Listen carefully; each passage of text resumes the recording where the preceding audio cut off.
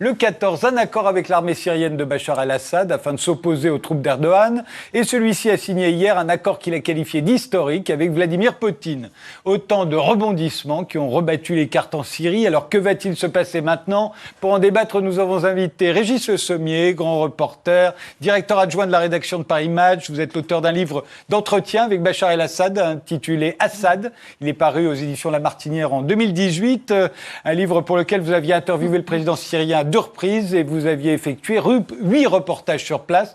Quand vous avez vu ce qui s'est passé depuis 17 jours maintenant, vous avez vu quoi, Régis Le Sommier? J'ai vu effectivement les risques d'un embrasement à nouveau qui est finalement tempéré par l'accord qui a été obtenu hier entre Vladimir Poutine et Recep Tayyip Erdogan. Mais j'y ai vu aussi une certaine simplification du jeu. Quand on regarde la carte, c'est pas évident parce qu'il y a des zones bleues, des zones rouges, des zones vertes, etc.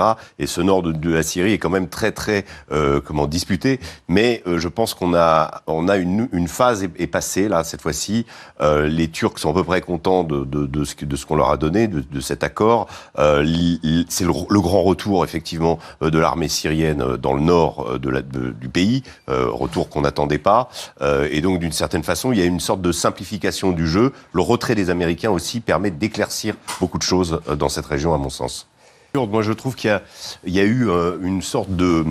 Comment dire, les Kurdes ont incarné à travers un certain nombre de personnages en France qui s'en sont fait un petit peu les défenseurs absolus, une sorte de combattants absolus contre Daesh. C'est-à-dire qu'on a dit, nous les Français, je ne minimise pas l'apport des Kurdes et notamment des YPG dans la lutte contre Daesh, mais on oublie un peu rapidement que l'armée syrienne aussi a combattu Daesh.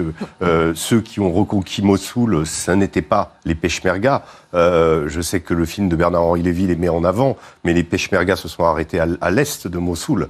Ils ont reconquis Karakoche, ils ont reconquis un certain nombre de villes chrétiennes de la plaine de Ninive, mais le dur de la bataille de Mossoul, c'est-à-dire la bataille qui a véritablement cassé les reins de l'État islamique, ce sont l'armée irakienne qui l'a fait, des chiites et des arabes sunnites, donc des arabes contre d'autres arabes. Donc on est dans un il y a eu Raqqa, oui, ils ont reconquis Raqqa, mais on a fait du Kurde la valeur absolue du combattant contre Daesh. Et je pense que c'est d'une certaine façon une erreur, et c'est une erreur aussi, je trouve que c'est la communauté internationale a entretenu les Kurdes dans l'idée qu'on allait leur donner un État.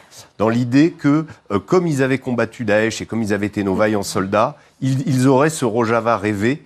Or, ce Rojava rêvé, eh bien, il aurait été entouré de quoi? De Turcs hostiles, de Syriens fatalement hostiles au sud, et puis d'Irakiens et de Kurdes irakiens, ne l'oublions pas, dont la tradition politique n'a rien à voir avec celle des YPG, qui sont d'obédience marxiste-léniniste et qui sont très différents des Kurdes irakiens. Donc on a tendance à voir de ça, et puis on a tendance aussi à oublier, et vous parliez d'Assad tout à l'heure avec la reconquête du pays, c'est que les Kurdes, mais ce sont des Kurdes de Syrie. Et ils se déclarent eux-mêmes syriens. Donc quand on dit Assad revient dans le nord et Assad reprend les Kurdes, mais oui, mais ce sont des Kurdes de Syrie, dans une zone aussi également, et ça c'est un autre domaine qu'on oublie totalement, où il y a aussi beaucoup d'Arabes. La ville de Raqqa, c'est une ville qui est peuplée à 90% d'Arabes sunnites. Donc c'est beaucoup plus compliqué que ça, et faire de cette valeur absolue, j'ai rien contre le film de Caroline Fourest qui montre ces femmes effectivement héroïques, etc., mais voilà, ce n'est pas si homogène que ça. Les Kurdes sont répartis de façon très diverse. Il y en a beaucoup à Damas, il y en a beaucoup à Homs, il y en a beaucoup dans d'autres endroits en Syrie. Ils font partie indéniablement du monde syrien. Et ce retour finalement de l'armée syrienne dans le nord, dans le nord-est, finalement, bah voilà, très peu de Kurdes aujourd'hui remettent en cause, on dit bon bah voilà, on revient à une situation qu'on a déjà connue avant, avec un régime syrien qu'il ne faut pas l'oublier, c'est fait à une époque le protecteur d'Öcalan, le protecteur d'un certain nombre à l'époque d'Hafez el-Assad notamment, contre la Turquie d'ailleurs. Oui, puis peut-être, j'aimerais juste